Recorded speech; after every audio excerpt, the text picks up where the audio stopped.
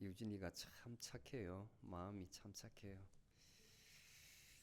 지난주 말씀을 간단히 정리하면 예수님께서 제자들에게 이제 가시기 전에 십자가에 달리시기 전에 예수님을 따름으로써 제자됨으로써 받을 고난에 대해서 말씀을 하십니다. 세상이 너희를 미워할 것이다. 너희를 미워하면 바로 나를 미워하는 것이다. 이렇게 말씀을 하시면서 앞으로 다가올 고난에 대해서 말씀을 해주세요. 근데 이제 현실적으로 다가오지 않기 때문에 그 제자들은 오늘날 우리와 같이 아주 무지합니다. 무지합니다. 그런데 예수님께서 부활하시고 이제 승천하시고 나서 사도행전에 보면 이제 본격적으로 이 말씀하신 것이 실현이 됩니다. 사도행전 7장에 보면 스데반 집사가 돌 맞아 죽는 사건이 발생해요. 돌을 맞아 죽는 사건이 발생해요. 그리고 기록에 보면 요세푸스라는 사람이 지은 고대 유대사에 보면 예수님을 따르던 이 12제자 가룟 유다를 빼고 나머지 제자들이 어떻게 죽느냐가 잘 묘사되어 있습니다. 그 죽음을 보면 참 예수님보다 더 한 형벌을 받고 다 죽어요. 하나같이 다 십자가에 매달려 죽는데 베드로는 십자가를 거꾸로 매달려 죽거든요. 거꾸로. 나머지 빌립이라든지 도마라든지 등등 전 지역에 중동 지역이나 그 터키 지역이나 이집트 지역에 또는 어떤 분은 인도까지 전도를 나가가지고 잡혀서 헛된 말을 퍼뜨린다, 요사스러운 말을 한다 해서 박피가 피부를 벗겨서 죽는 경우도 있고 아주 비참하게 죽어요. 아주 비참하게. 그 다음에 사지가 이렇게 소를 매달아서 양발, 그 다음 양손에 소를 양 방향으로 이렇게 매달아서 나가게 해가지고 찢어 죽이는 형벌도 받고 아주 비참하게 사도들이 죽습니다. 근데 이미 예수님께서 말씀하셨어요. 16장 2절에 보면 사람들이 너희를 회당에서 추례할 뿐만 아니라, 추례라는 것은 유대인 공동체가 있는데 거기서 쫓겨나면 생활의 근거가 없는 거예요. 생활의 근거가. 그야말로 아이솔레이션, 격리가 돼가지고 사는 것보다 더 못할 수가 있어요. 공동체에서 배척을 받으면. 그 다음에 때가 되면 너희를 죽이는 자가 있다 그랬죠. 죽음이 있다는 거죠. 이미 다 말씀을 하신 거예요. 앞으로 다가올 일에 대해서. 그런데 그렇게 하는 이유가 한 가지 명확합니다. 사람들이 왜 너희들에게 그렇게 하냐면 그들이 나를 믿지 않기 때문이다. 나를. 바리새인들과 종교 지도자들이 다른 가르침을 가르쳐요. 모세에게 받은 율법을 가르칩니다. 오늘로 말하면 죄송합니다. 윤리를 가르치는데 도덕적인 삶을 가르칩니다. 그들이 가르친 것은 모세 10계명 10개를 편히 쪼개가지고 616개의 13개 율법을 만드는데 그 중에 하지 말라 돈이라고 붙은 것이 365개예요. 그리고 두 하라는 것이 248개예요. 합해가지고 613개. 그것을 촘촘히 만들어가지고 이스라엘 백성들에게 지키라고 강요를 했는데 온전히 지킬 사람이 없죠. 워낙 무실사하기 때문에 출애굽기 20장에 보면 하나님께서 십계명을 줬습니다. 그걸 지키라고. 왜냐하면 인구가 늘어나니까 광야에서 막 싸움박질 난리예요. 같은 동족인데 싸움박질하고 물건 훔치고 내 살겠다고 완전히 무질서하거든. 그래서 법을 줘서 지켜서 이제 제대로 모습을, 국가적인 모습을 갖추게 합니다. 그리고 이제 가나안 땅에 들어와서 이렇게 촘촘히 만들어 가지고 예수님 시대에 유대인들 하여금 지키게 하니까 안 되는 거죠. 죄만 자꾸 쌓아가는 거죠. 하지 말라는 것을 범하면 죄가 되잖아요. 하라는 것 안 하면 죄가 되잖아요. 그래서 예수님께서 도저히 이렇게 해서는 너희들이 옛날에 너희들 모습 형상을 회복하지 못한다 해서 예수님께서 오신 거예요. 그것을 선포하니까 현재 유대 사회를 지배하고 있던 종교 지도자들이 예수님을 죽이려고 하는 겁니다. 죽이려고 하는 겁니다. 또 내가 죽고 나서 너희들이 각 도처에 퍼져서 온 땅에 내 복음을 전할 때, 이와 같이 하라고 전할 때에 너희들도 이와 같이 박해를 당할 것이라, 이렇게 이야기하는 겁니다. 그리고 나는 메시아다, 그리스도다, 내가 하는 말은 진리다는 것은 온 사람들이 핑계할 수 없다는 거죠. 예수님 말씀에. 왜? 내가 이미 내 스스로 말하는 것이 아니고 하나님께서 나를 통해서 말씀하시는 하나님의 뜻을 말씀하셨기 때문에 내 말은 하나님 말씀 진리라는 거죠. 두 번째는 그 말도 믿지 못하겠거든 내가 하는 행위를 보라, 내가 하는 행동을 보라. 너희들이 보이지 못한 많은 기적을 보였지 않느냐? 너희들이 물리를 걸어갈 수 있느냐? 너희들이 절름발이를 일으켜 세울 수 있느냐? 너희들이 소경된 자를 눈뜨게 할 수 있느냐? 벙어리를 말하게 할 수가 있느냐?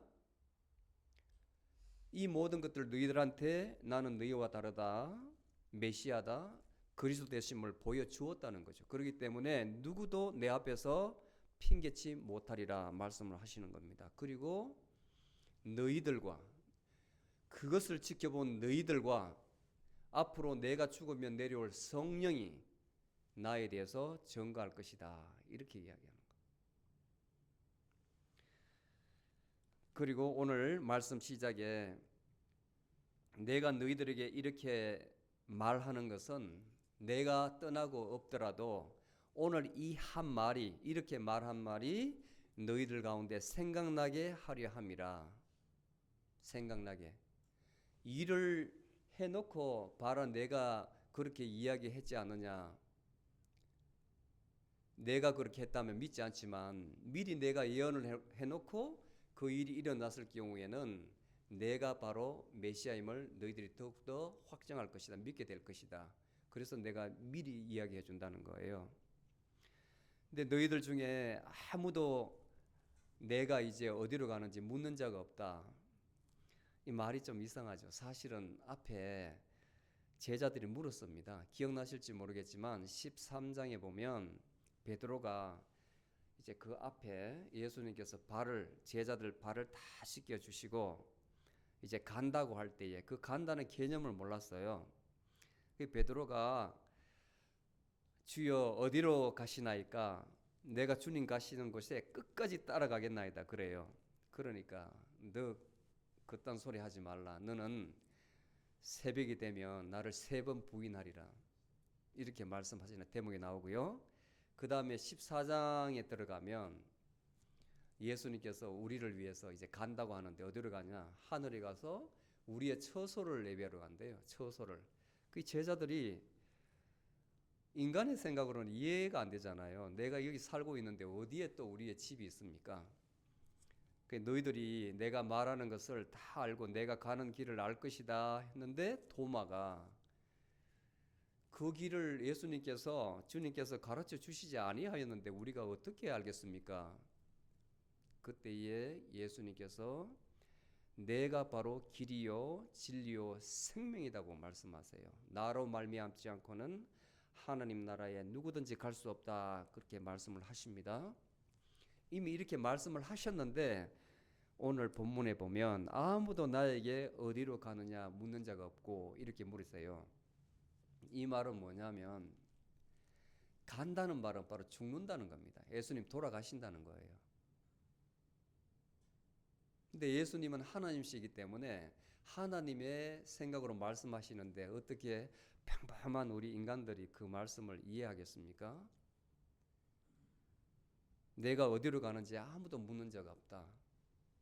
쉽게 말하면 내가 죽는데 왜 죽는지, 왜 죽어야 하는지 아무도 묻는 자가 없다. 그렇게 말씀하시는 거예요. 내가 도로 너희들에게 간다 말하지 않고 죽는다고 이야기하면 너희들 마음에 근심이 가득할 것이다. 왜냐하면 제자들은 다 욕심이 있었어요. 욕심이. 무슨 욕심이 있었냐면 예수님이 보통 분이 아니다는 건 알아요. 로마 시대에, 지금 로마 식민 시대에 살고 있는데 뭔가 유다 땅에서 예수님께서 세상의 왕으로 오셔서 이 세상을, 현재 세상을 뒤집으시고 우두머리가 되면 거기에서 한 장관 하나 자리 차지하려고 그런 마음 가지고 있었다는 거예요. 그런 마음으로 따르고 있었는데 갑자기 이분이 죽는다고 하고 간다고 하니까 근심이 가득한 거예요. 우리 다 버려버리고 저분께서 어디를 가실래? 그러면 우리는 어떻게 하지? 내 부모 다 버리고 내 하나 있는 배, 업으로서 배, 재산 다 버리고 여태까지 따라왔는데 3년 동안 따라왔는데 우리를 두고 어디로 가시지? 예수님께서 그들에게 말씀하세요. 오늘 성경 중에서 가장 어려운, 신약에서 가장 어려운 말씀이 나옵니다. 오늘 가장 어려운 말씀이 나와요. 내가 떠나가는 것이, 내가 죽는 것이 너희에게 유익하다. 내가 떠나가는 것이 너희에게 유익하다. 살아서 왕이 되어서 너희들에게 큰 지위를 하나 주는 것보다는 내가 죽는 것이 유익하다. 그 이유는 내가 떠나가지 않으면 하늘에서 보혜사 성령이 내려오지 않는다. 내가 가면 그분께서 내려오셔서 이와 같은 것을 알려줄 것이다 말씀을 하시는 겁니다. 내가 올라가야만, 죽어야만 하나님께서 나를 통해서 보혜사 성령님을 보내주신다. 그분 하시는 것이 8절에 보면 보혜사가 오셔서 죄에 대하여, 의에 대하여, 심판에 대하여 세상을 책망하시리라. 세상이 너희들이 잘못 알고 있는 것을 바르게 깨닫게 해주시리라 이 말이에요. 꾸짖는다는 말보다는 너희들 하여금 지금까지 오판하고 있는 것, 잘못 misunderstanding, 이해하고 있는 것을 깨닫게 해주실 것이다 이렇게 이야기를 합니다. 그리고 하나하나 설명을 해주세요. 이 설명이 너무 난해하다는 겁니다. 너무 난해하다는 거예요. 신약 성경 중에서 많은 좀 애매한 부분이 있는데 이 부분이 참 너무나 컴팩트해 가지고 이해하기가 힘들어요. 9절에 보면 첫 번째 죄에 대하여 나옵니다. 죄에 대하여. 자, 요 전에 여러분들 이해를 도모하기 위해서 이 보혜사 성령에 대해서 조금 설명을 하고 본론으로 들어갈게요. 워낙 말씀이 어려워서 그렇습니다. 이 세 가지 말씀이. 성령님은 우리가 조금 전에 공부를 했듯이 하나님이십니다. 삼위일체 중에 한 분이신 하나님이십니다. 성령님은 하나님이세요. 근데 이 성령님을 신약에서는 다양하게 표현을 해요. 그래서 여러분들 혼돈이 오는 겁니다. 하나님의 영, 또는 그리스도의 영, 또 오늘 본문같이 보혜사를 영어로는 help라 그러죠. comforter라고 하기도 하고, 그 다음 또 다른 말로 본문 13절에 보면 진리의 영이라고 또 이야기를 해요. 진리의 영. 그리고 또 양자의 영. 다양하게 표현을 해요. 다양하게. 그래서 제가 세 분 삼일체 설명할 때 function이라고 이야기했잖아. functionally 이해를 해야 된다. 여기에서도 같은 개념인데 하나님이신데 이렇게 다르게 표현하시는 거예요. 그 기능은 똑같으세요. 능력은 똑같으세요. 성령이라 하나, 하나님의 영이나 그리스도의 영이나 보혜사나 진리의 영이나 양자의 똑같은 말이에요. 성경 읽으실 때 신약에 이런 표현이 있으면 아, 이분이 성령님이시구나 이렇게 보시면 됩니다. 그 다음에 이 성령 하나님은 구약 시대나 예수님 시대나 신약 시대에 똑같아요. 성령님 사역이. 구약 시대 보면 창세기 1장 1절에 하나님께서 천지를 창조하시니라. 땅 위에 혼돈하고 공허하며 어둠에 깊게 지쳤고 하나님의 영이 수면 위에 운행하시느니라. 하나님의 영이 나와요. 창세기 1장 1절 2절에 하나님의 영, 성령님이 나온단 말입니다. 그리고 선지서에 보면 이 영에 대한 얘기가 참 많아요. 대표적인 것이 이제 사울 왕, 다윗 왕, 솔로몬 시대에 걸쳐서 사울이 이제 백성들이 요구를 해가지고 기름 부음 받아서 왕이 되는데 사무엘상 10장에 나와요. 10장에 왕이 되는데 하나님의 영이 사무엘에게 들어가가지고 사무엘이 성령을 받는 거예요. 성령을. 그래서 사람들이 비파 수금을 가지고 막 춤을 춰서 가고 그 뒤에 선지자들이 따라가는데 선지자들이 황홀경에 빠져서 막 예언을 하는데 사울 왕도 거기에서 성령을 받아가지고 막 황홀경에 취해져 있는 그 장면이 묘사가 돼요. 그때에 성령을 받았다. 하나님의 영을 받았다. 그래서 사람들이 지금도 전해 내려오는 속담에 사울도 선지자가 되었다 이 말이 전해 내려온대요. 그때도 성령이 있었던 거예요.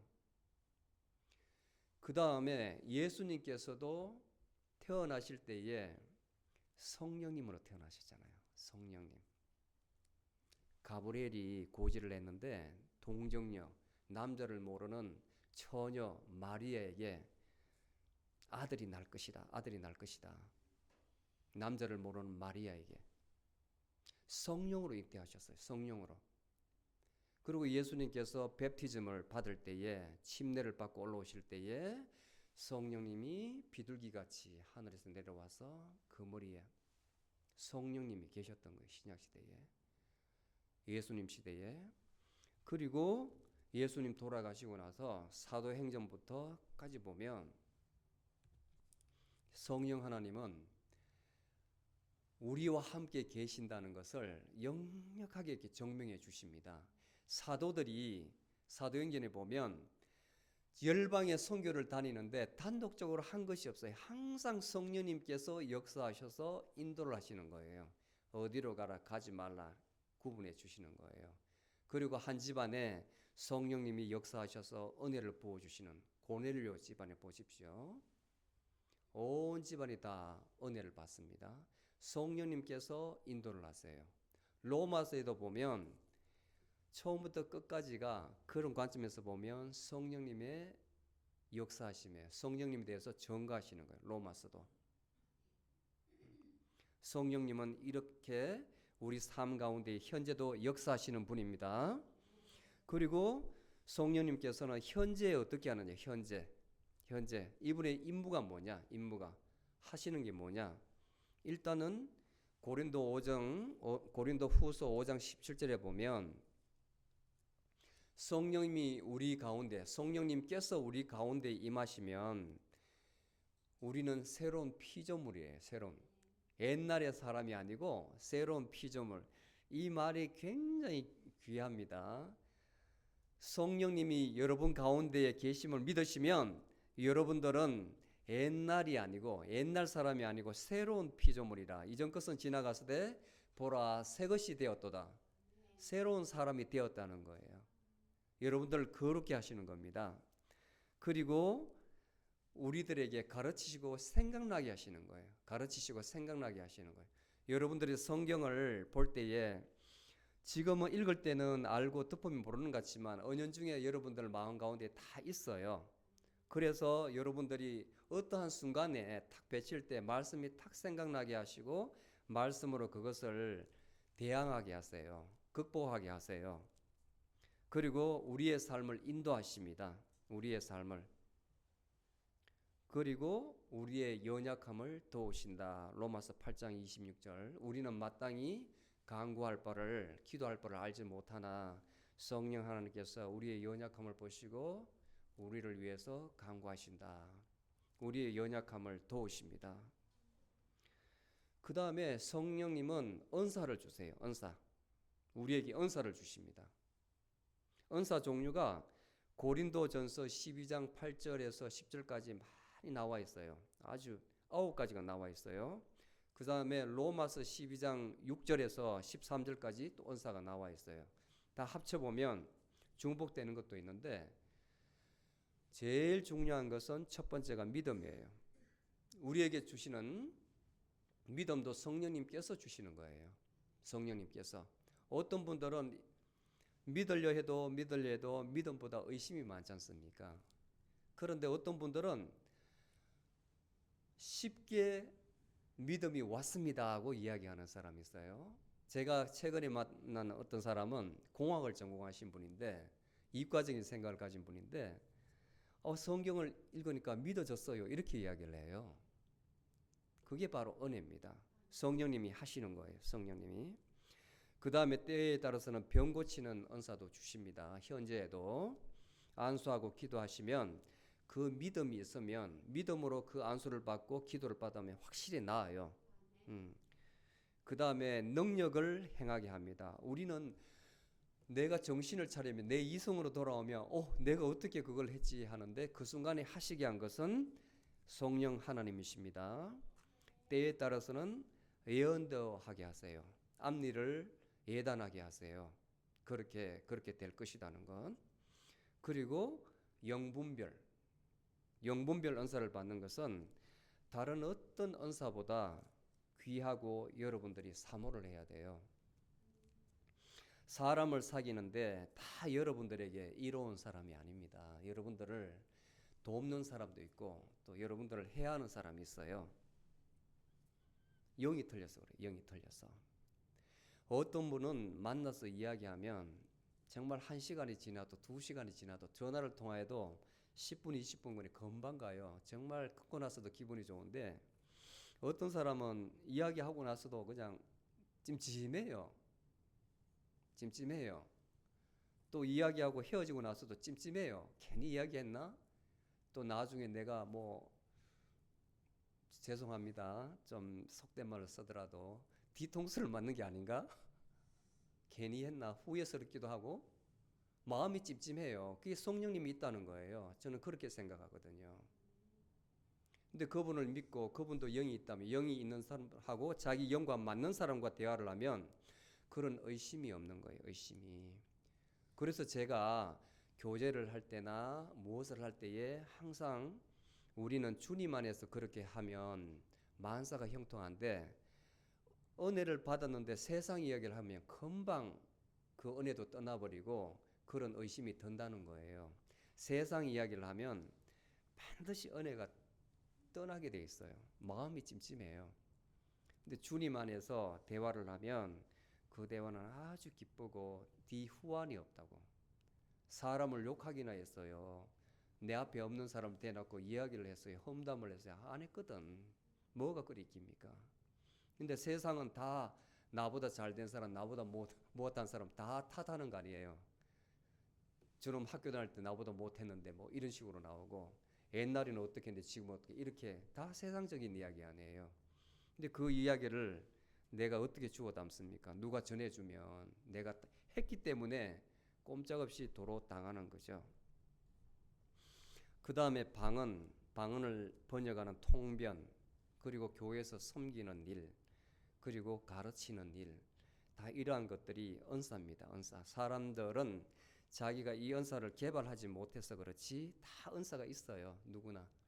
그래서 교회에서는 그런 달란트를 앞에 지도자는 잘 확인해 가지고 교회를 섬길 수 있도록 몸된 교회에 더욱더 봉사 충성할 수 있도록 개발해 주는 거예요.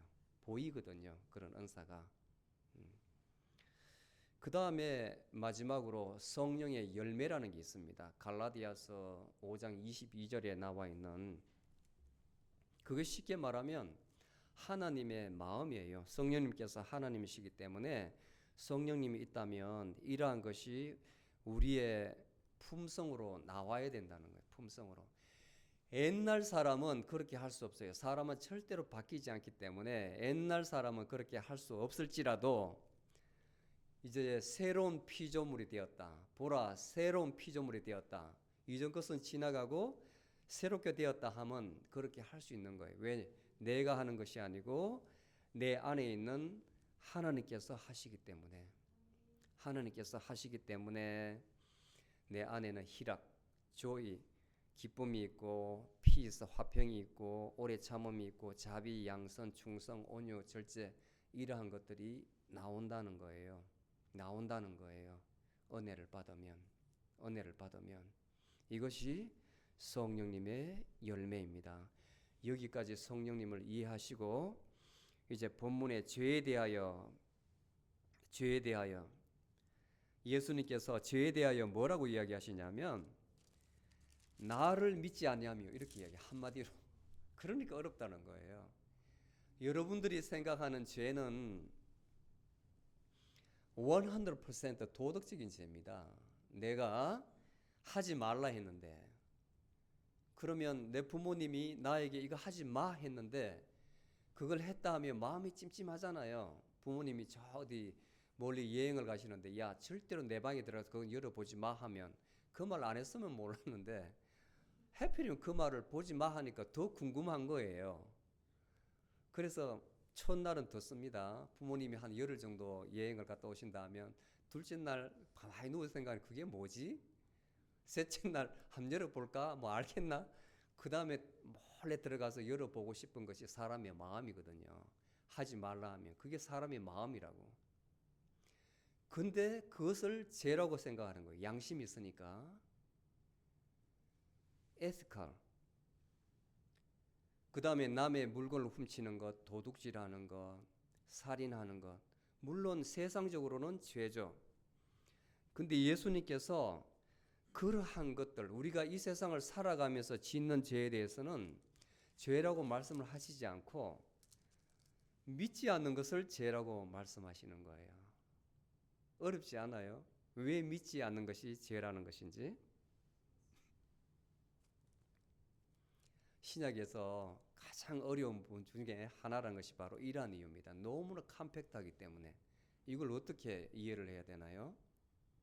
왜 예수 믿지 않는 것이, 그렇다면 다른 종교에서 또는 학교에서 윤리를 가르치는 도덕 선생님 누가 봐도 세상 사람들 기준으로 봤을 때는 누구보다도 선비고 정말 법 없이도 살 수 있는 분이다 이렇게 평판을 받고, 그런 사람들은 다 죄인이네요. 이 기준에 이야기를 하면 예수님을 믿지 않고 세상을 잘 살아간다, 세상 법을 다 지키면서 살아간다, 그러면 죄인이라는 결론이 나오잖아요. 뒤집어 보면 이 개념을 잘 이해하셔야 됩니다. 근원적으로 올라가는, 근원적으로 우리 인간은 하나님 형상대로 지음을 받았습니다. 창세기 1장 28절에 보면 우리의 형상대로 우리의 이미지대로 인간을 만들자 해서 그렇게 우리가 지음을 받았습니다. 그런데 우리 조상 아담의 범죄로 말미암아 우리는 하나님께로부터 쫓겨났어요. 하나님과 관계가 딱 끊어져 버린 거예요. 하나님의 형상이 없어져 버린 거예요. 형상이라는 것은 내면적인 형상입니다. 그런데 다행한 것은 하나님께서 약속한 것은 깨지 않았어요. 그게 뭐냐면 모든 것을 다 지으시고 우리에게 준 오토리티, 권한, 세상을 다스리고 번성하는 그 약속은 깨트리지 않았어요. 인간으로 하여금 계속 번성하게 만드는 겁니다. 그래서 남녀가 결혼해서 아이들을 낳고 지금까지 온 거예요. 만약 거기까지 처리했다면 인류는 없겠죠. 그것은 그대로 주신 거예요. 약속을 깨트리지 않은 거예요. 그렇지만 하나님의 본 마음, 속성은 깨져버린 겁니다. 그것을 바로 원죄라고 하는 거예요. 원죄. 순종하지 않은 죄. 그리고 우리가 부모로부터 몸을 물려받아 가지고 이 세상에 났는데 그때부터 지금까지 지은 죄는 자범죄라 그래요. 내가 스스로 지은 죄.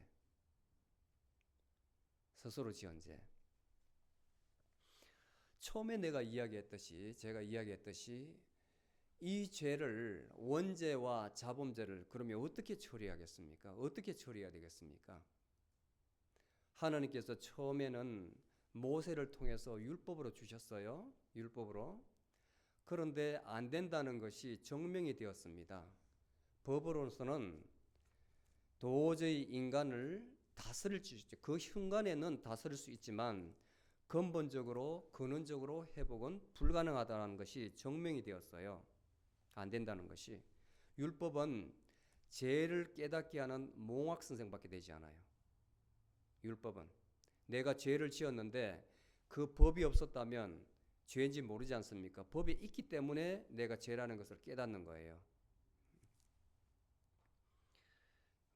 그래서 구약에 보면 선지자를 통해서 계속 예언을 하십니다.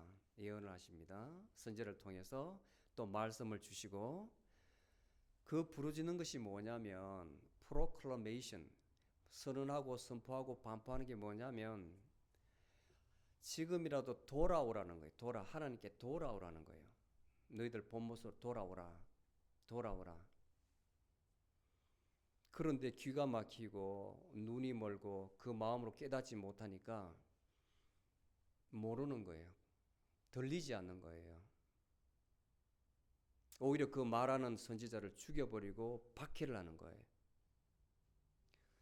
그리고 그래도 하나님께서는 공의로우셔서 그 죄를 반드시 징계하셔야 되셨지만 사랑의 하나님, 자비로우심은 남아있거든. 자비로우심. 하나님께서 지으신 우리를 너무나 사랑하셨으므로 구원의 방법을 찾은 겁니다. 구원의 방법. 너에게 이 사람을 보내주겠다. 임마누엘, 메시아 그리스도 보내주겠다고 약속을 하신 거예요. 끊임없이 약속을 하신 거예요. 그분이 오셨습니다. 그분이 오신 거예요. 하나님께서 인간의 몸으로 이 땅에 오신 거예요. 그분의 사명, 목적은 하나밖에 없습니다. 그분의 사명은 단지 하나밖에 없어요. 인간의 죄를 다 짊어지셔서 죽는 길밖에 없는 거예요. 그 일을 위해서 이 땅에 오신 거예요. 하나님께서 그 방법을 택하신 겁니다.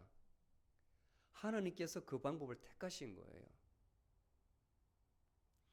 그분도 오셔서 자신에 대해서 계속 증명을 하시는데 아직까지도 유대인의 후손인 바리새인들과 서기관들, 율법학자들은 그분을 받아들이지 못하고 죽이려 하고 결국은 죽여버리는 거죠. 어디에서? 십자가에서 죽여버리는 거죠. 나무에 매달린 자마다 저주받을 자니라. 저주받을 자로 매달리신 거예요. 하나님의 방법으로 그렇게 돌아가신 겁니다. 하나님의 그 말씀이 이루어진 거예요. 왜 그렇게 죽을 수밖에 없느냐 아니라 하나님께서 그렇게 하시기로 하셨기 때문에 그렇게 돌아가신 거예요. 돌아가신 거예요. 예표가 된 겁니다. 그렇게 돌아가셨는데 그렇다면 저 십자가에 매달린 예수님의 그 어려우심이, 그분이 돌아가심이 나하고 뭔 상관이 있느냐? 내 어려움, 내 제사함과 무슨 관계 있느냐? 이것이 굉장히 키포인트예요. 키포인트.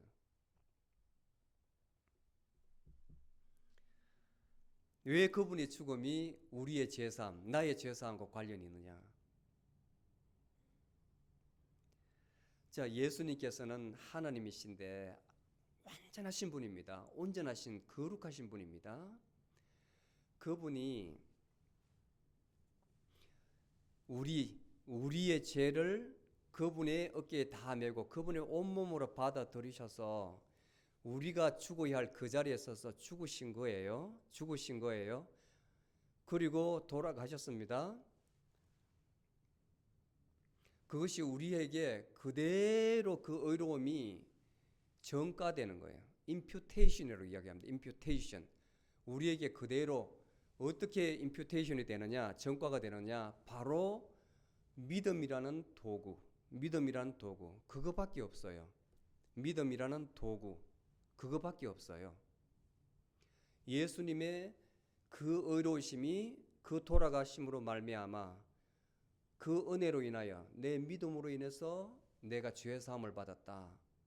이렇게 가는 거예요. 그게 바로 믿음입니다. 오로지 믿음으로, 오로지 은혜로 죄 사함을 받는 거예요. 여러분들 하나님께서 계시지 않는데 어떻게 믿어요? 계신다는 것을 보이지 않지만 믿기 때문에 하나님이 계시는 것이거든.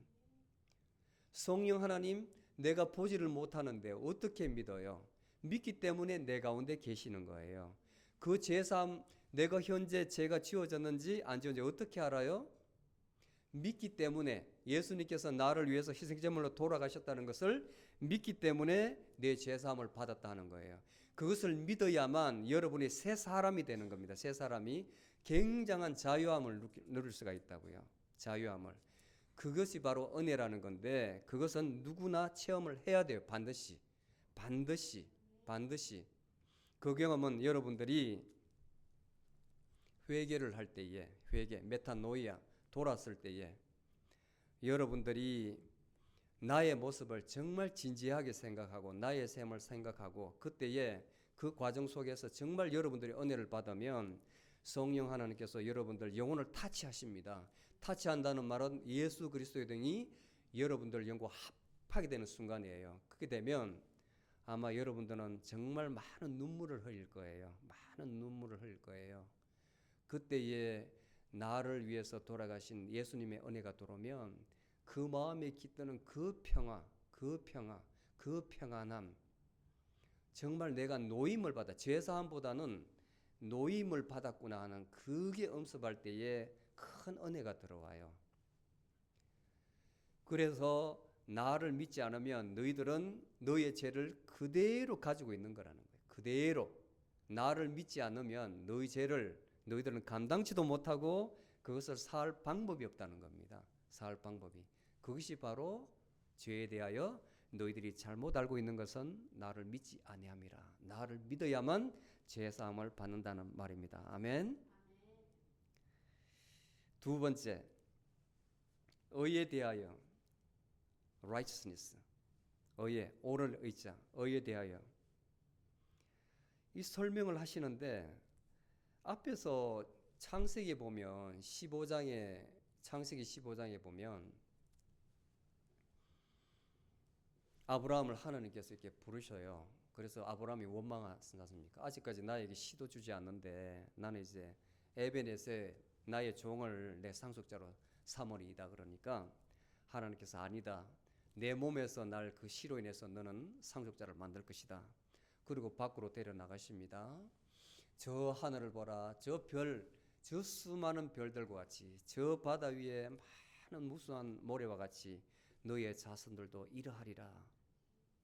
그러니까 15장 6절에 보면 하나님께서 아브라함이 믿으니 하나님께서 그 믿음을 보시고 그를 의롭다 하셨다. 이렇게 나와요. 믿음을 보시고. 근데 여기에 대해서는 의로움을 어떻게 정의하냐면 내가 내 아버지께 간다. 어렵지 않아요. 의에 대해서 설명, 너희들이 잘못 알고 있는 것을 내가 설명해 주는데 이제 내가 아버지한테 간다 이렇게 하니까 여러분들 어떻게 이해하시겠어요? 평범한 우리의 생각은 이해가 안 되잖아요. 이해가. 그리고 너희가 나를 이제 더 이상 보지 못할 것이다. 참 황당해요. 이 말씀이 너무나 어렵습니다. 황당합니다. 자, 설명을 간단히 드리겠습니다. 두 가지로 이제 설명이 되는데 의롭다는 것은 말씀 그대로 디카이오스네 righteousness라는 것은 죄 없는 상태, 거룩한 상태, 완전한 상태를 말합니다. 이 세상에 그런 사람이 누가 있겠습니까? 마음으로 지은 죄도, 생각으로 지은 죄도 다 죄라 그러는데 다 죄인이잖아요. 그런데 내가 아버지로 간다 하면 누가 의롭습니까? 아버지를 볼 자는 아무도 없는데 내가 아버지로 간다 하니까 예수님께서 어려우시다는 거예요. 예수님 한 분만이 어렵다 하심을 증명하시는 거예요. 이해가십니까? 나는 너희들과 같이 육신을 입고 있지만 이 땅에 사면서 헛된 말을 하지 않고 내가 한 모든 생각과 말과 행동은 하나님께서 그렇게 하라고 하셨기 때문에 하나님께서 내 마음속에서 역사하심으로 내가 그렇게 했다. 그리고 나는 나의 사명을 마치고 하나님께 돌아간다. 나는 바로 하나님이다. 나는 의로운 자다. 예수님 스스로 그렇게 증명을 하시는 거예요. 두 번째 말씀은 그 뒤에 말씀, 너희가 나를 더 이상 보지 못할 것이다. 이 말은 뭐냐면, 자, 지금껏 내가 살아있으면서 공생애 동안 3년 동안 너희들이 나를 따라다니면서 나를 보지 않았느냐? 내가 이렇게 하라고 가르친 것도 다 들었다. 나의 제자로서 내가 있을 동안은 그렇게 너희들이 살았지만 내가 가고 없을 때 너희들은 어떻게 살겠느냐? 내가 없을 때도 그렇게 살아라 하는 그 말이에요. 내가 없을 때도 너희들은 그렇게 살아야 된다. 그래서 종교개혁자 마르틴 루터는 이 말에 너무 은혜를 받아가지고 자기 스스로 코람 데오라 평생의 모토라고 삼았는데, 코람이라는 것은 라틴어로 in the presence of라는 말이에요. in the presence of. 데오는 God. in the presence of God. 항상 하나님이 내 앞에 있는 것과 같이. 그게 그 사람의 모토였어요. 예수님께서 비록 가고 없더라도, 내가 너희들 앞에 보이지 않더라도, 하늘나라에 가더라도 너희는 이렇게 살아야 된다. 마치 하나님께서, 예수님께서 우리 앞에, 바로 내 앞에 있는 것 같이 살아라. 그 말씀이 바로 너희가 나를 더 이상 보지 못하며, 이것이 바로 의라는 거예요.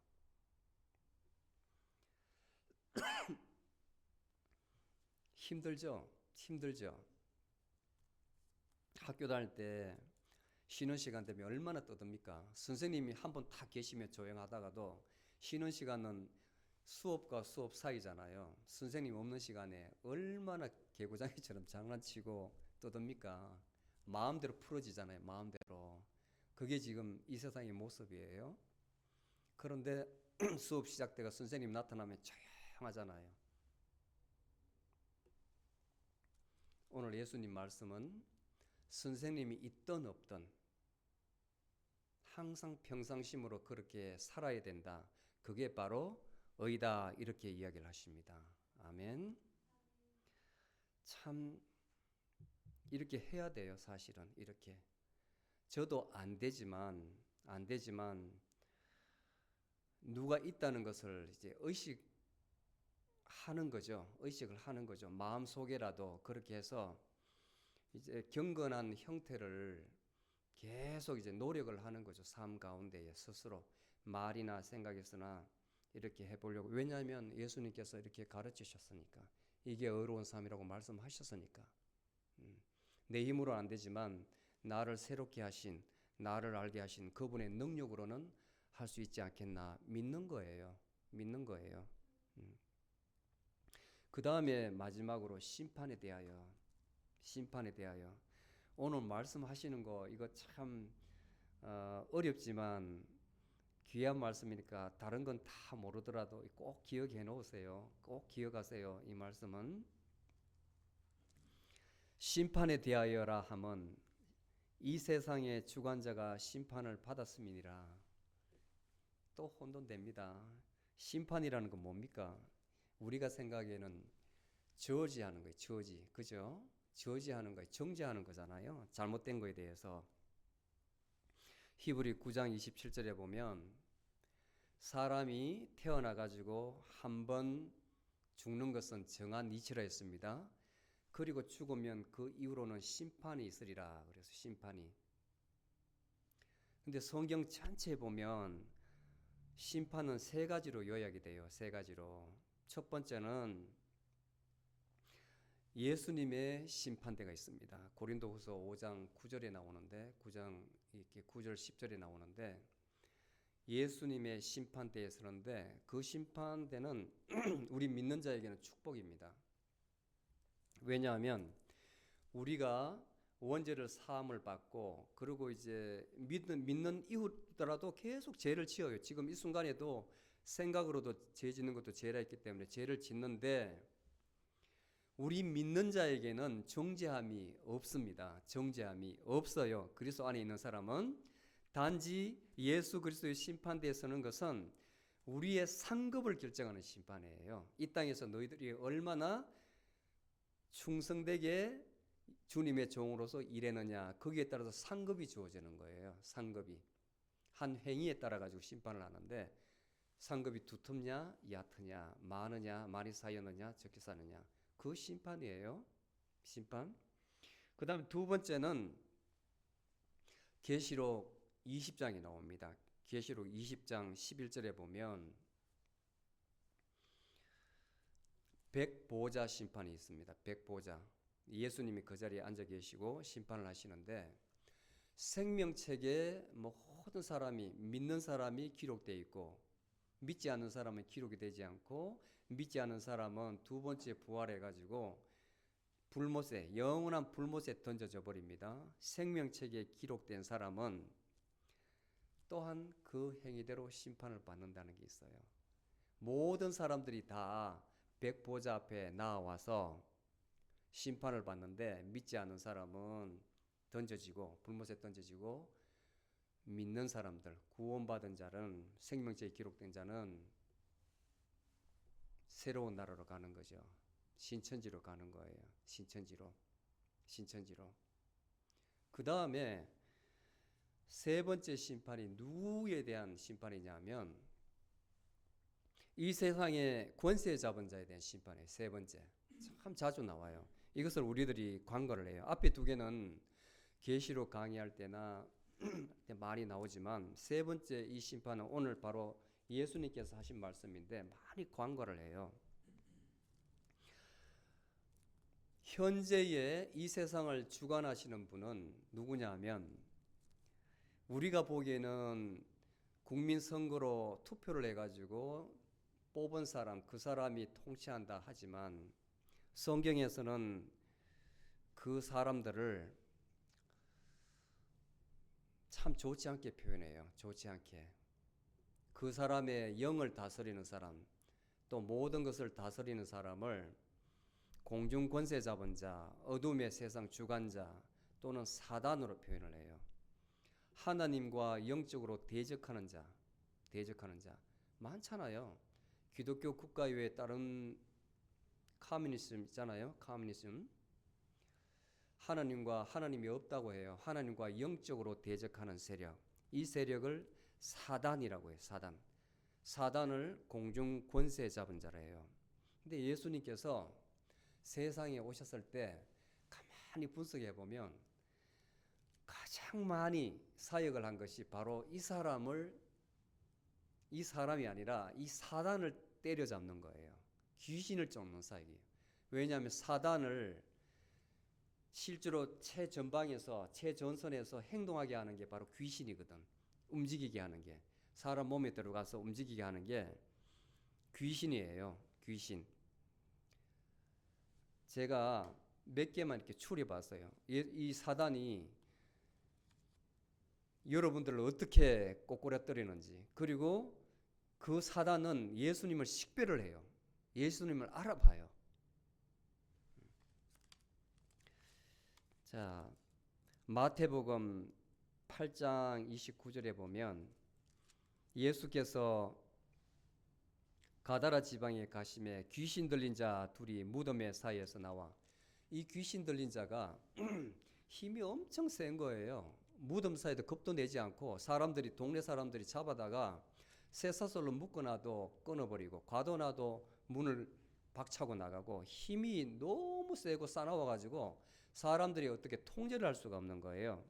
그런데 그 귀신이 예수님을 딱 보더만 뭐라고 하냐면 하나님의 아들 예수시여 우리가 당신과 무슨 상관이 있나이까?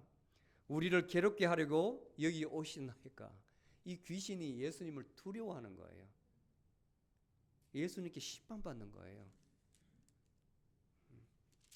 그 다음에 또 마가복음에 보면 예수님께서 가버나움에 가서 회당에 가서 가르치십니다. 사람들이 그 가르치는 능력에 반해서 막 놀라고 있는데 더러운 귀신 들린 사람 하나가 있어서 예수님의 가르침을 듣고 보더만 갑자기 큰 소리로 외치는데 나사렛 예수여 우리를 그냥 내버려 두소서. 우리가 당신과 무슨 상관이 있나이까? 우리를 죽이러 오셨나이까? 나는 당신이 누구신지를 아나니 하나님의 거룩한 자신이다. 이 귀신이 예수님을 두려워하는 거예요. 예수님을. 누가복음에 보면 4장 41절에도 귀신 들린 자가 있는데 조용히 있어요. 근데 예수님께서 다가가시니까 이 귀신들이 막 놀래가지고 나가면서 소리 지르기를 당신은 하나님의 아들 그리스도이시니이다. 예수께서 꾸짖어요. 그리고 저들이 막 예수님께 말하는 것을 허락하지 아니하시니 이는 자기가 그리스도인 줄 그들이 아미더라. 이 귀신들이 예수님을 아는 거예요. 예수님께 심판을 받아서 꼼짝을 못하는 거예요. 심판받는 거예요. 정죄를 받는 거예요. 사람 가운데 역사하지 못하도록, 괴롭히지 못하도록 심판받는 거예요. 이 세상 주관자가 이미 심판을 받았습니다. 바로 이 말씀입니다. 귀신도 예수님을 알고 두려워한다는 거예요. 그래서 예수님께서는 우리의 죄가 장성한 적 사망에 이르잖아요. 우리의 죄 때문에 우리는 죽게 되어 있습니다. 많이 살아도 120살, 평균 80살. 이미 그렇게 정해졌어요. 죄 때문에 우리가 형벌을 받았는데 예수님께서 사단이 정한 이 사망의 권세도 다 깨어버렸다는 거예요. 우리 육신은 흙으로 돌아가지만 우리의 영혼은 영원히 삽니다. 그리고 언젠가는 예수님께서 오셨을 때 우리의 이 죽은 몸, 이미 죽은 몸, 부활체로 다 살아나가지고 영과 결합해서 영원히 산다는 거예요. 아멘. 이 말씀을 꼭 믿으셔야 됩니다.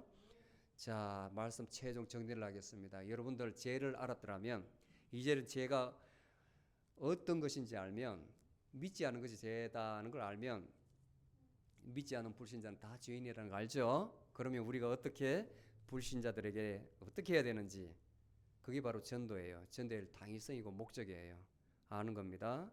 그리고 우리가 의에 대해서 알았더라면 이제는 하나님이 이 자리에 없어도, 예수님이 이 자리에 없어도 어떻게 살아야 되는지 우리에게 가르쳐 주십니다.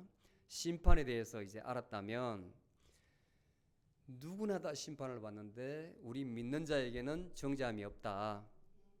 그리고 사단에게 휘둘리고 있는 사람, 믿지 않는 사람 지금도 휘둘리고 있다는 거예요. 우리 믿는 사람들은 귀신한테 휘둘리지 않는 겁니다. 사단에게 휘둘리지 않고 있습니다. 얼마나 큰 은혜입니까? 큰 은혜입니까? 예수 믿는 믿음에 감사하는 여러분이 되시기 바랍니다. 아멘. 기도하시겠습니다. 주님, 오늘 죄에 대하여, 의로움에 대하여, 또 심판에 대하여 가르쳐 주심을 감사합니다. 이제는 많은 사람들에게 이것을 저희들이 확신을 가지고 불신자들에게 전도하는 저희들이 되게 하여 주시옵소서.